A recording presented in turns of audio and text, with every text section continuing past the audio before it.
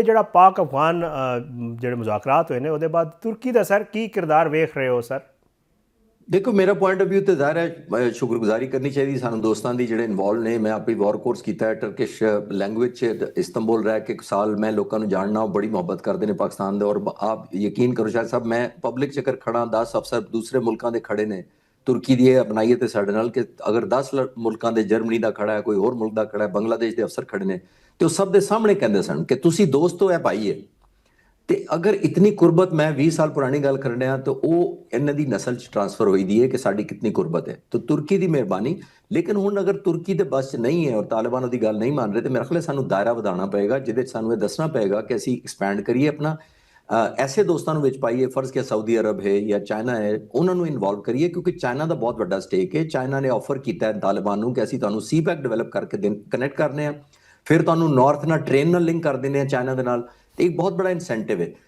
Saudi अरब का बहुत incentive है बड़ा इन्फ्लुएंस है। लेकिन इंडिया क्योंकि बहुत प्रोडोमिनेंट रोल जो काउंटर कर रहा है उसकी वजह से मुश्किलात पेश आ रही हैं। सानू एक मॉरल प्रैशर डिप्लोमैटिक बढ़ाना चाहिए और तुर्की और दोहा तो अगे जाना चाहिए कि कतर तो अगे भी कोई साढ़े दोस्तों को शामिल किया जाए ताकि एक आइसोलेशन फील होए तालिबान नूं और दूसरा इंडिया नूं फील होए कि मेरी जिहड़ी हरकत ने या मैं जो नैगेटिव कंट्रीब्यूट कर रहा इस पूरे खिते नूं डिस्टेबलाइज करने वास्ते वो लोगों की नज़र च हैगा।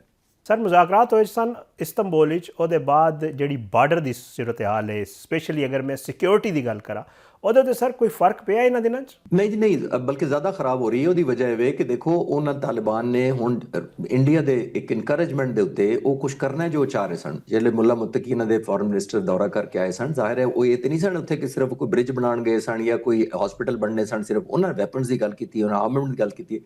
इंडिया ने जाहिर है बहुत इनकरेज किया होगा कि तुसी अगर अपने आप को लवो इस पासे लैके जाओ तो बहुत ज़्यादा असीं तुहानूं सपोर्ट करांगे या इंसेंटिव देंगे तुहाडी डिवेलपमेंट करांगे। पिछले दौर च अशरफ गनी के जमाने च भी और बाद भी तुसीं नोट करो कि जदों उन्हां दी हुकूमत सी ते इंडिया सपोर्ट करता रहा उत्ते ब्रिजेस बनांदा सी हॉस्पिटल बनांदा सी उत्ते हाईवेज उन्हें बनाए ने अपना एक गुडविल क्रिएट करने दी। हिंदुस्तान किस वास्ते करता सी? आया इन्हां दी कोई लैंग्वेज कॉमन है कोई मजहब कॉमन है इन्हां दी नैशनल इंटरेस्ट कॉमन है की कॉमन है? सिर्फ एक दुश्मन कॉमन है। वो चाहते सन कि जिस तरह पाकिस्तान ने साड़ी दुश्मनी है अफगानिस्तान की भी होवे और ये उन्होंने बेस्ट इंटरेस्ट है। और मैं डे वन तो कह रहा कि साढ़े हक च नहीं है।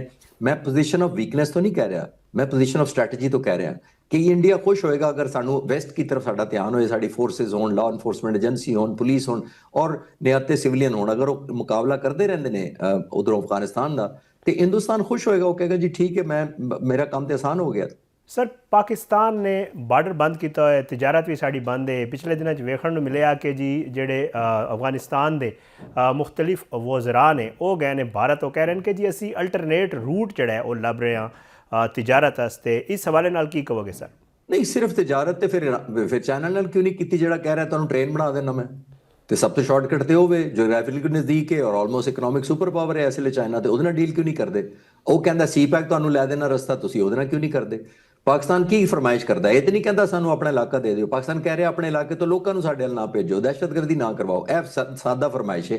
दो नेबरहुड भी अजकल एक दूसरे को कहते हैं यार मेरे घर कूड़ा ना सुटो तो तुसीं मान लेंदे उन्हां दी गल कि हाँ यार कहता तो ठीक असीं की फरमाइश की है उन्होंने तालिबान नूं सिर्फ है कि दहशतगर्दी ना होण दिओ। असीं कोई ये तो नहीं कह रहे कि सानू कोई हिस्सा दिओ अपनी इकोनॉमी हिस्सा दिओ सानू इंडस्ट्री लाण दिओ या सानू कोई मिलिटरी साडी लै लो या सानू दे दिओ या असीं कुछ नहीं कहा उन्होंने। लेकिन बदकिस्मती ये है क्योंकि पिछे एक माइंडसेट दूसरा है और उन्हें इंकरेजमेंट दूसरी मिलती है तो उसकी वजह ज़ाहिर मुश्किलात पेश हो रही हैं सन। सर अल्टरनेट रूट की गल है या कुछ होर है? ये तुसी भी कह रहे हो साढ़े वज़ीर दिफा साहब ने भी कहा सी कि जी हो सकता है कि आने वाले दिनों के विच भारत अफगानिस्तान के रस्ते या डायरैक्टली कोई एडवेंचर कर सकता है। सर इस तरह की अगर कोई सूरत हाल हुई तुसी भी कहा कि जी असी एक और जंग की तैयारी कर रहे हैं इस तरह की सर कोई सूरत हाल हुई तो फिर साड़ी तैयारी किस तरह है सर? देखो शायद साहब जंग जी रोकती है ना वो एक चीज़ रोकती है वो भरपूर तैयारी। सिर्फ जंग वो रोकती है। ਜਦੋਂ ਤੁਹਾਡੀ ਤਿਆਰੀ ਕਮਜ਼ੋਰ ਹੋਏਗੀ ਜੰਗ ਹੋ ਜਾਏਗੀ। ਉਹਦੀ ਵਜ੍ਹਾ ਹੈ ਕਿ ਇੱਕ ਸਾਈਡ ਨੂੰ ਉਹ ਜ਼ੂਮ ਹੋ ਜਾਂਦਾ ਹੈ ਜਾਂ ਗਲਤਫਹਿਮੀ ਹੋ ਜਾਂਦੀ ਹੈ ਕਿ ਹੁਣ ਮੈਂ ਕਰ ਸਕਣਾ। ਹਿੰਦੁਸਤਾਨ ਨੇ ਕਿਉਂ ਨਹੀਂ ਇੰਨਾ ਅਰਸਾ ਤੱਕ ਹਮਲਾ ਕੀਤਾ ਸਾਡੇ ਤੇ? ਉਹਦੀ ਵਜ੍ਹਾ ਹੈ ਕਿ ਉਹਨੂੰ ਜਵਾਬ ਦਾ ਪਤਾ ਸੀ। ਇੱਕ ਮਿਸਕੈਲਕੂਲੇਸ਼ਨ ਹੋਈ ਇਨਸ਼ਾਅੱਲਾ ਯਾਦ ਰਹੇਗਾ। ਪਹਿਲੀ ਗੱਲ ਤੇ ਆਵੇ ਜਿੰਨੀ ਤੁਸੀਂ ਤਿਆਰੀ ਰੱਖੋਗੇ ਰੈਡੀਨੈਸ ਰੱਖੋਗੇ ਉਨੀ ਹੀ ਧਾਕ ਦੁਸ਼ਮਣਾਂ ਤੇ ਬੈਠੇਗੀ ਉਨਾ ਹੀ ਉਹ ਅੰਡਰ ਪ੍ਰੈਸ਼ਰ ਰਹਿਣਗੇ। ਜਿੰਨੀ ਤੁਹਾਡੀ ਤਿਆਰੀ ਕਮਜ਼ੋਰ ਹੋਏਗੀ उन्ना ज़्यादा उन्होंने कंप्रोमाइज़ तो करना पेगा बाद। इस वास्ते पाक फिजाइया मैं गया मैं दो दफ़ा गया इस कॉम्बैट कॉन्फ्लिक्ट के बाद मैं दोनों दफ़ा देखा कि बड़ी नई डिवेलपमेंट्स हो रही ने नई इंडक्शंस हो रही ने नई स्ट्रैटेजियां बन रही ने नए वॉर प्लान तैयार हो रहे हैं। की मतलब है ਉਹਦਾ ਮਤਲਬ ਹੈ ਕਿ ਜਿਹੜਾ ਪਹਿਲੇ ਦੁਸ਼ਮਣ ਨੂੰ ਅਸੀਂ ਮਈ 'ਚ ਦਿਖਾਇਆ ਸੀ ਉਹ ਦਿਖਾ ਦਿੱਤਾ ਹੈ। ਹੁਣ ਅਸੀਂ ਅਗਲੀ ਗੱਲ ਕਰਨ ਰਹੇ ਹਾਂ, ਅਸੀਂ ਨਵੇਂ ਸਰਪ੍ਰਾਈਜ਼ ਤਿਆਰ ਕਰ ਰਹੇ ਹਾਂ, ਅਸੀਂ ਨਵੀਂ ਲਿਥੈਲਿਟੀ, ਨਵੀਂ ਐਕੂਰੇਸੀ ਔਰ ਨਈ ਆਬਵੀਅਸਲੀ ਆਊਟਬੀਟ ਕਰਨ ਦੇ ਤਰੀਕੇ ਲੱਭ ਰਹੇ ਹਾਂ ਕਿ ਅਸੀਂ ਅਗਲੀ ਦਫਾ ਕੀ ਕਰਨਾ ਹੈ। ਤਾਂ ਜਿੰਨਾ ਤਿਆਰੀ ਤੁਸੀਂ ਰੱਖਦੇ ਹੋ ਓਨਾ ਹੀ ਦੁਸ਼ਮਣ ਨੂੰ ਵੀ ਪਤਾ ਹੁੰਦਾ ਹੈ, ਔਰ ਅਗਰ ਨਾ ਪਤਾ ਹੋਏ ਤਾਂ ਫਿਰ ਮਜਬੂਰਨ ਤੁਹਾਨੂੰ ਸਿਖਾਉਣਾ ਪੈਂਦਾ ਹੈ। ਤਾਂ ਇਨਸ਼ਾਅੱਲਾ ਤਾਲਾ ਤਿਆਰੀ ਭਰਪੂਰ ਹੈ ਵੀ ਹੈ ਔਰ ਰਹੇਗੀ। ਮਿਸ ਐਡਵੈਂਚਰ ਕਰਨ ਦਾ ਇੱਕ ਬੜੀ ਇੰਪੋਰਟੈਂਟ ਗੱਲ ਵਿਊਅਰਸ ਨੂੰ ਤੁਹਾਡੇ ਮੈਂ ਗੁਜ਼ਾਰਿਸ਼ ਕਰਦਾ ਚੱਲਾਂ, ਉਹ ਦੇਖੋ ਜਦੋਂ ਹਿੰਦੁਸਤਾਨ ਜਿਹਾ ਮੁਲਕ ਸਾਡੇ ਨਾਲੋਂ ਕਿੰਨਾ ਵੱਡਾ ਹੈ, ਇਕਨੋਮੀ 'ਚ 6 ਗੁਣਾ ਪਾਪੂਲੇਸ਼ਨ 'ਚ ਵੱਡਾ ਹੈ, ਮਿਲਟਰੀ 'ਚ ਬਹੁਤ ਵੱਡਾ ਹੈ, ਜਦੋਂ ਹਮਲਾ ਕਰਦਾ ਹੈ ਉਹਨੇ ਇੱਕ ਵਾਰ ਟਰਾਫੀ ਆਪਣੇ ਲੋਕਾਂ ਨੂੰ ਦਿਖਾਣੀ ਹੁੰਦੀ ਹੈ। ਉਹਨੇ ਦੱਸਣਾ ਹੁੰਦਾ ਕਿ ਦੇਖੋ ਮੈਂ ਹਮਲਾ ਕੀਤਾ ਸੀ, ਇਹ ਮੈਂ ਟਰਾਫੀ ਜਿੱਤ ਕੇ ਆਇਆ ਜਨਾਬ, ਮੇਰੀ ਚੈਂਪੀਅਨਸ਼ਿਪ ਮੇਰੀ ਹੈ। ਕੀ ਦਿਖਾਇਆ ਉਹਨੇ ਮਈ ਦੇ ਮਹੀਨੇ 'ਚ ਲੋਕਾਂ ਨੂੰ? ਆਇਆ ਪਾਕਿਸਤਾਨ ਨੇ ਤੌਬਾ ਕਰ ਲਈ ਸੋ ਕਾਲਡ ਉਹਨਾਂ ਦੇ ਬਕੌਲ ਦਹਿਸ਼ਤਗਰਦੀ ਤੋਂ, ਆਇਆ ਪਾਕਿਸਤਾਨ ਨੇ ਘੁਟਨੇ ਟੇਕ ਦਿਏ, ਆਇਆ ਪਾਕਿਸਤਾਨ ਨੇ ਮਾਫੀ ਮੰਗੀ, ਨਹੀਂ ਹੋਇਆ। ਤੇ ਦੂਸਰਾ ਐਡਵੈਂਚਰ ਜਾਂ ਮਿਸ ਐਡਵੈਂਚਰ ਕਰਨ ਦਾ ਕੋਈ ਬੰਦਾ ਤੇ ਮੇਰੇ ਜਾਂ ਉਹਨਾਂ ਨੂੰ ਦੱਸੇਗਾ ਇੰਡੀਅਨ ਪ੍ਰਾਈਮ ਮਿਨਿਸਟਰ ਨੂੰ ਕਿ ਜਨਾਬ ਤੁਸੀਂ ਕੋਈ ਦੱਸਣਾ ਵੀ, ਜੇ ਹਮਲਾ ਕਰਨਾ ਇੱਕ ਗੱਲ ਹੁੰਦੀ ਹੈ, ਫਿਰ ਹਮਲੇ ਦਾ ਰਿਜ਼ਲਟ ਦਿਖਾਣਾ ਦੂਸਰੀ ਗੱਲ ਹੁੰਦੀ ਹੈ। ਦੋਲੇ ਗੱਲਾਂ ਨੇ।